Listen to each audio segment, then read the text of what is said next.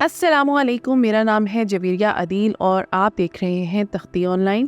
آج سے تقریباً 66 ملین سال پہلے ماؤنٹ ایورسٹ جتنا بڑا ایک پتھر زمین سے ٹکرایا، اور یہ ٹکراؤ اتنا طاقتور اور تباہ کن تھا کہ اس نے زمین پر راج کرنے والے اس وقت تک کے طاقتور اور خطرناک ترین ریپٹائلز کا صفایا کر دیا۔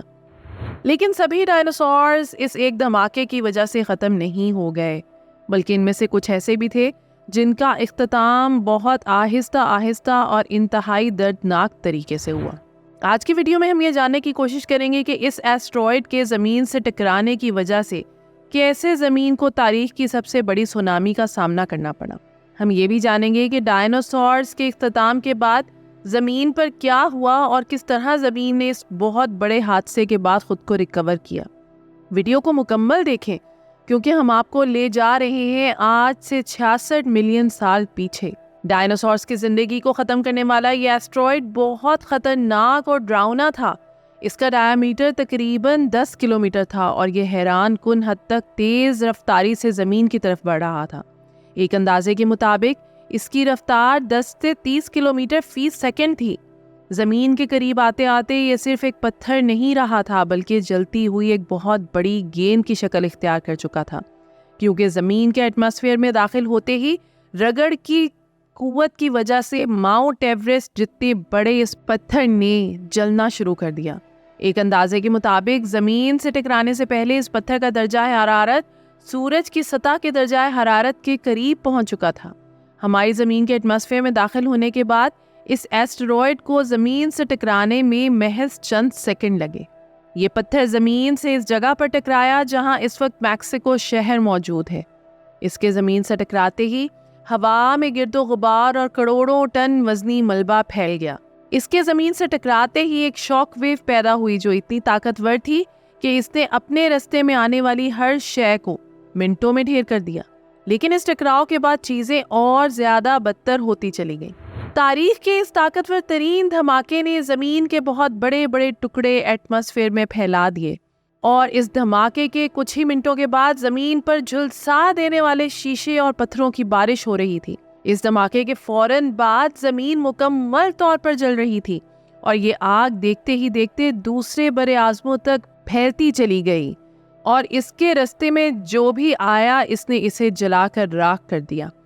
ہوا میں پھیلے ملبے اور گرد و غبار کے کچھ حصے نے ایٹماسفیئر کے ساتھ ری ایکشن شروع کر دیے، جس کے نتیجے میں زمین پر کئی سال تک تیزابی بارش ہوتی رہی۔ اگر آپ سوچ رہے ہیں کہ یہ تباہی یہیں پر رک گئی تو ایسا بالکل نہیں ہوا، کیونکہ اس کے بعد زمین پر حالات بد سے بدتر ہوتے چلے گئے۔ اس ٹکراؤ کا اثر اتنا شدید تھا کہ اس کی وجہ سے پورے سیارے کو شاک ویو کا سامنا کرنا پڑا۔ شاک ویو کی انرجی نے آخر کہیں نہ کہیں تو اپنا اثر دکھانا ہی تھا، لہٰذا زمین پر اس وقت موجود سمندروں میں تقریباً 10 میٹر سے بھی اونچی لہریں اٹھی اور پوری زمین کو سونامی کا سامنا کرنا پڑا۔ اس سونامی کو تاریخ میں میگا سونامی کے نام سے جانا جاتا ہے۔ یہ سونامی کوئی عام سونامی نہیں تھی، بلکہ یہ انسانی تاریخ میں آنے والی سبھی سونامیوں سے 30,000 گنا زیادہ طاقتور اور خطرناک تھی۔ دیکھتے ہی دیکھتے یہ سونامی شمالی اٹلانٹک اور جنوبی پیسفک تک پھیل گئی۔ یہ سونامی اتنی طاقتور اور خطرناک تھی کہ اس نے براعظم کے نقشوں تک کو بدل کر رکھ دیا۔ اس وقت اگر انسان زمین پر موجود ہوتے تو ممکن ہی نہیں تھا کہ وہ اس طرح کی تباہی میں سروائیو کر پاتے، لیکن حیران کن طور پر کچھ ڈائناسورز اس تباہی کے ابتدائی مرحلے سے بچ نکلنے میں کامیاب رہے۔ سائنسدانوں کے مطابق یہ ڈائناسورز جو اس حادثے سے وقتی طور پر بچ نکلنے میں کامیاب ہوئے، یہ اس جگہ سے بہت دور تھے جہاں یہ ایسٹرائیڈ ٹکرایا، لیکن ان کی قسمت انہیں زیادہ دیر تک زندہ رکھنے میں کامیاب نہیں رہ سکی، کیونکہ نیوکلیئر ونٹر کا آغاز ہو چکا تھا۔ یہاں آپ کا سوال ہوگا کہ آخر نیوکلیئر ونٹر کیا ہے؟ جلدی اس حوالے سے ایک تفصیلی ویڈیو اپلوڈ کی جائے گی، لیکن فی الحال مختصراً سمجھنے کی کوشش کرتے ہیں کہ نیوکلیئر ونٹر کیا ہے۔ نیوکلیئر ونٹر دراصل نیوکلیئر جنگ کے بعد ایک ایسے موسم کا آغاز ہے جس میں زمین پر مکمل اندھیرا چھا جاتا ہے اور زمین کا درجہ حرارت بتدریج کم ہوتا چلا جاتا ہے۔ اس کی وجہ نیوکلیئر بموں کے پھٹنے سے ایٹماسفیئر میں پھیلنے والا دھواں اور گرد و غبار ہے جو سورج سے آنے والی روشنی کو زمین تک نہیں پہنچنے دیتا۔ اس ایسٹرائڈ کے ٹکرانے کے بعد زمین پر جس نیوکلیئر ونٹر کا آغاز ہوا تھا، اس کی وجہ نیوکلیئر ہتھیاروں کا استعمال تو نہیں تھا، لیکن اس کا اثر بالکل ویسا ہی تھا جیسا نیوکلیئر بموں کے پھٹنے کا ہوتا ہے۔ اس لیے اسے نیوکلیئر ونٹر کا نام دیا گیا، کیونکہ ایک اندازے کے مطابق ایٹماسفیئر میں موجود ملبے، گرد و غبار، دھوئیں اور گیسوں نے کئی سال تک سورج کی روشنی کو زمین پر پہنچنے سے روکے رکھا، جس کے نتیجے میں زمین کا درجہ حرارت بتدریج کم ہوتا چلا گیا اور ہر طرف اندھیرا چھا گیا۔ یہی وہ وقت تھا جس کا مقابلہ کرنے کے لیے ابتدائی حادثے میں بچ جانے والے ڈائناسورز تیار نہ تھے۔ حادثے کی صورت میں خارج ہونے والی گرین ہاؤس گیسوں، گرد و غبار اور ملبے اور دھوئیں سے زمین کا درجہ حرارت بہت حد تک گر گیا، جس کی وجہ سے زمین کو تباہ کن موسمی حالات کا سامنا کرنا پڑا۔ ایسے حالات میں پودے فوٹو سنتھسس نہیں کر سکتے تھے، لہٰذا نتیجتاً پودوں نے مرنا شروع کر دیا۔ پودوں کے آہستہ آہستہ ختم ہونے کی وجہ سے خوراک کے نظام یعنی فوڈ چین پر بہت گہرا اثر پڑا۔ اس دوران مسلسل تیزابی بارش ہو رہی تھی جو ایکو سسٹم کی تباہی میں اہم کردار ادا کر رہی تھی۔ ایسڈ رین کی وجہ سے سمندروں میں تیزابیت کا لیول بڑھتا چلا گیا، جس کے نتیجے میں زیادہ تر سمندری زندگی کے پاس اتنا وقت ہی نہ تھا کہ وہ اپنے آپ کو تیزی سے بدلتے ہوئے ان حالات کے مطابق ڈھال سکیں۔ ایک اندازے کے مطابق ابتدائی ٹکراؤ اور اس کے نتیجے میں پیدا ہونے والے تباہ کن حالات زمین پر موجود 75% زندگی کے خاتمے کا باعث بنے۔ دیکھتے ہی دیکھتے یہ حالات اور زیادہ سنگین ہوتے چلے گئے اور تاریخ نے دیکھا کہ آج سے تقریباً 65 سے 66 ملین سال پہلے زمین پر موجود آخری ڈائناسور نے اپنی آخری سانسیں لیں۔ اس کے بعد زمین بالکل ایک خالی، انتہائی سرد اور بنجر جگہ تھی۔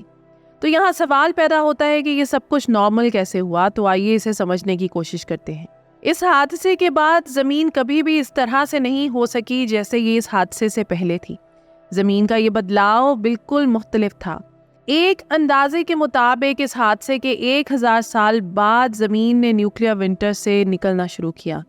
اس حادثے کے 1000 سال بعد تک بھی زمین کا درجہ حرارت بہت کم تھا، لیکن یہ پہلے کی نسبت بہتر ہو رہا تھا۔ زمین پر خوراک نہ ہونے کے برابر تھی، لیکن زمین پر زندگی واپسی کے لیے تیار تھی۔ اس حادثے کے بعد زمین پر زندگی کی واپسی کچھ پودوں کی صورت میں ہوئی جنہیں فرنز کے نام سے جانا جاتا ہے۔ وقت گزرتا چلا گیا اور اس حادثے کے تقریباً 1 لاکھ سال بعد زمین پر کئی طرح کی نئی زندگی کا آغاز ہوا۔ زمین پر اس وقت ریکونز کی جسامت کے جانور راج کر رہے تھے، جبکہ سمندر میں بھی زندگی کئی صورتوں میں واپس آ چکی تھی۔ میملز کے دور کا آغاز ہو چکا تھا اور میملز کے ساتھ ساتھ زمین پر پرندوں اور پھولدار پودوں کا جنم بھی ہوا۔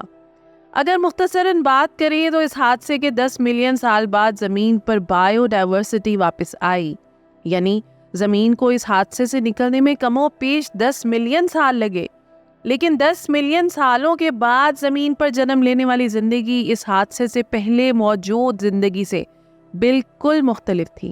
مگر زمین کا یہ دور بھی بہت ڈراؤنا تھا، کیونکہ اس وقت زمین پر پاراسیراتھیریم نامی بہت بڑے خطرناک درندے موجود تھے جو اب ناپید ہو چکے ہیں، اور سمندروں پر شارک مچھلیوں کی ایک خونخوار قسم میگالوڈون کا راج تھا۔ یہ ہماری خوش قسمتی ہے کہ آج یہ جانور زمین پر موجود نہیں، کیونکہ ہم میں سے کوئی بھی نہیں چاہے گا کہ اس کا سامنا کسی میگالوڈون شارک سے ہو یا پاراسیراتھیریم نامی دیوقامت درندے سے۔ تو یہ تھی آج کی ویڈیو۔ امید کرتی ہوں کہ یہ ویڈیو آپ کے لیے بہت انفارمیٹیو اور دلچسپ رہی ہوگی۔ آپ سے گزارش ہے کہ ویڈیو کو لائک کریں اور ایسی ہی مزید دلچسپ، انفارمیٹیو اور ایجوکیشنل ویڈیوز کے لیے ہمارے چینل تختی آن لائن کو سبسکرائب کر کے بیل آئیکن کو بھی لازمی پریس کر لیں۔ شکریہ۔ ملتے ہیں ایسے ہی کسی نئی ویڈیو میں۔ مجھے دیجیے اجازت۔ اللہ حافظ۔